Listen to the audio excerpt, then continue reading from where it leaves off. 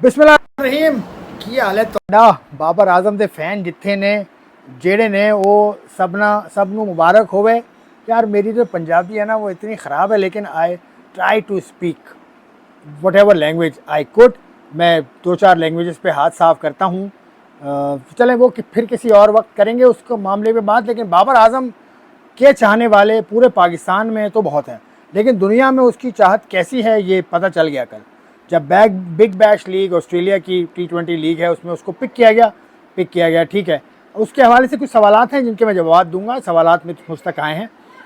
जिस तरह से वहाँ के टीवी चैनल्स कह रहे हैं किंग बाबर, तो भाई ये किंग तो आपने अब कहना फिर शुरू कर दिया। किंग के मामले को आप एक तरफ कर दें। बाबर आज़म ने खुद ये कहा है कि I am not the king, तो ये तो सूरत हाल होगी।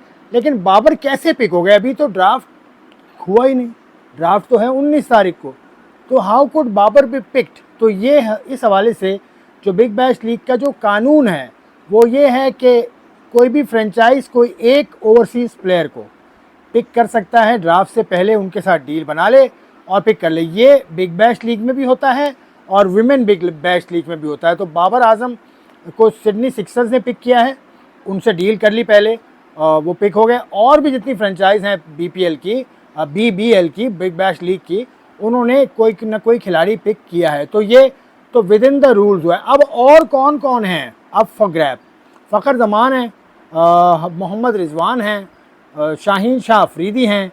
अब तो ये लोग पिक कब होंगे? ये 19 तारीख को ड्राफ्ट होगा बाकायदा। लेकिन आई रिपीट कि there is a law there at BBL which allows a franchise to pick an overseas player prior to the draft। तो ये हुआ है, prior to the draft picking का जो ऑप्शन है उसको इस्तेमाल किया और उठा लिया बाबर आज़म को। तो बाबर आज़म अब उठ चुके हैं, BBL में पहली मरतबा गए हैं। अब देखिए क्या परफॉर्मेंस देते हैं, कैसी परफॉर्मेंस देते हैं, लेकिन उनकी हाइप वैसे बन गई है।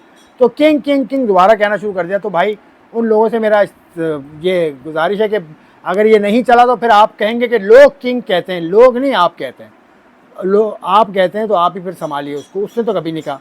तो ये सूरत हाल है। लेकिन बाबर अब काफ़ी ज़्यादा ख़बरों में रहे कल भी, और आगे परफॉर्मेंस के थ्रू उम्मीद करता हूँ कि ख़बरों में मज़ीद अपना चमकदार किस्म का नाम वो बनाएंगे। और दूसरी बात यह कि माइक हेसन जो पाकिस्तान के वाइट बॉल कोच हैं, उनके साथ भी उन्होंने वक्त गुजारा और पाकिस्तान क्रिकेट बोर्ड ने उनकी वीडियो जारी की कि माइक हेसन के साथ वो खासा वक्त गुजारा। और PCB को भी ये ख्याल आया कि बाबर आज़म भी कोई चीज़ हैं, क्योंकि बाबर आज़म ना ईद के मैसेजेस में PCB के थे और ना हाल ही में किसी और पैगाम बाबर आज़म के सूरत में दिया गया।